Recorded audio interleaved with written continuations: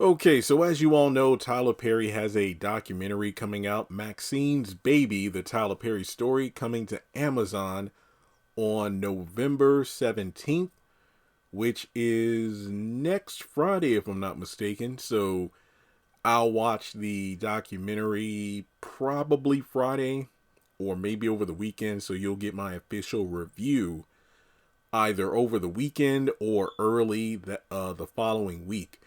But it looks like we have some early reviews of the documentary on several different outlets. I'm getting this one from IndieWire.com, and I'll leave a link to the full review in the comment section below. But to be blunt, they did not pull punches, giving the documentary a grade of a C, essentially calling it a documentary of empty fluff. That's essentially what it boils down to in their critique here.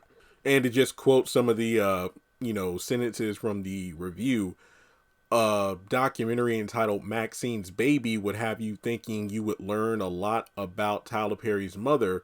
However, over the course of the 1 hour 55-minute runtime, so essentially 2 hours, Maxine's Baby shares a grand total of maybe 3 facts about Perry's mom.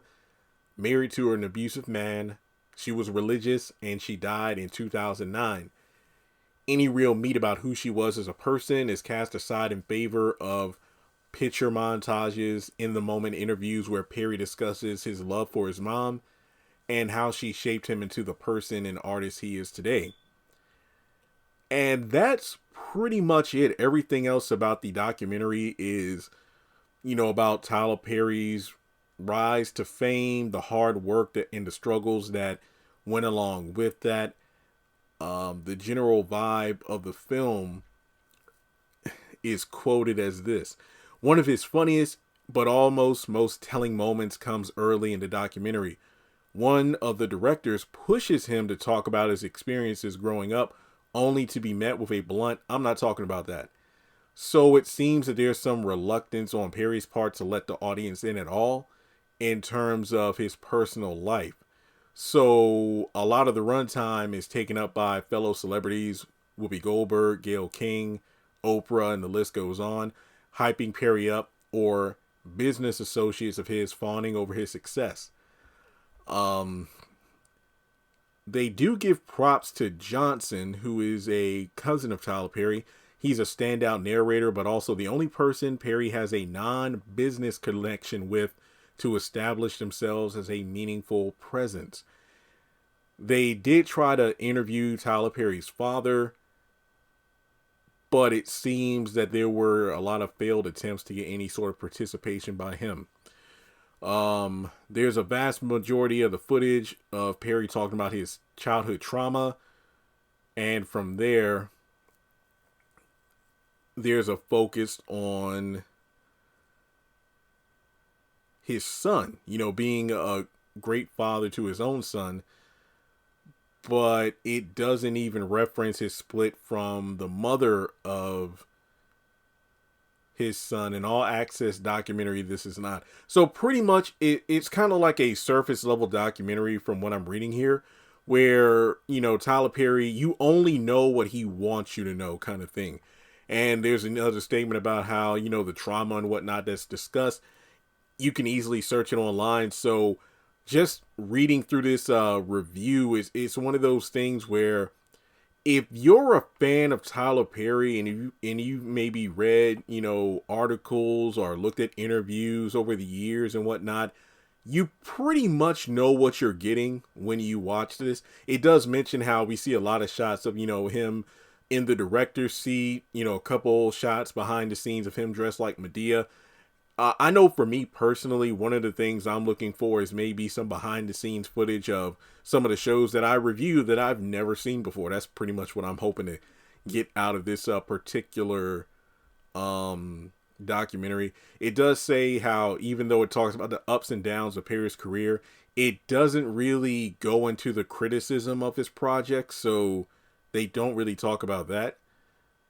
They do not even talk about the whole alleged history of anti-union behavior in terms of like writer's room and whatnot, this admission would stick out less if the film wasn't so fawning over Perry's extremely intense commitment to work, to the point of feeling like a parody of a certain rise and grind mindset.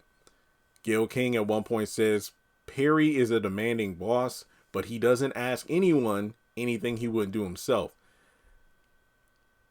And the movie treats Perry's decision to restart filming at TPS, Tyler Perry Studios, during early pandemic through a camp quarantine where workers lived on the studio as an unqualified good move. There's a lot of thorny questions you could ask Tyler Perry if you were making a documentary, but the documentary itself asks zero questions like that. It then goes on to say, then again, complicated feelings about Perry run almost entirely against what the documentary is about. It's clearly made not to convert new fans to Tyler Perry and his work, but to service the existing fan base that already loves him. Everything about the film, particularly the decision to censor any cursing, feels put into place in order to appeal to Southern Black Christian audience that he spent his career writing for. That's fair enough. Not every movie needs to be for everyone.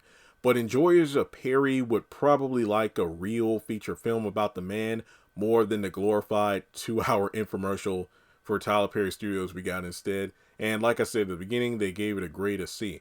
So yeah, it just seems like it's more of what we already know based on this review. Am I still watching it? Of course I am. I got Amazon Prime. I'm going to use it.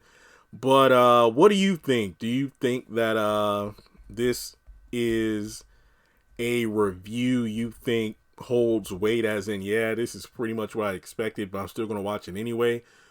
Or or will you just say, I'll wait to see what Jeremy has to say?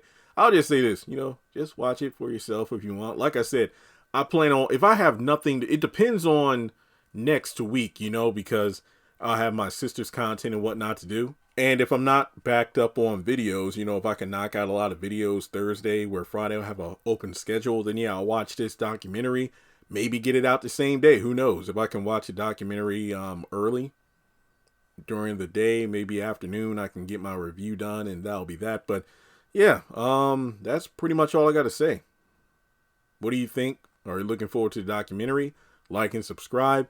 And I know for me personally, the only documentary I'm looking forward to more than anything is Thriller 40, I believe December 2nd, documentary about Michael Jackson's Thriller.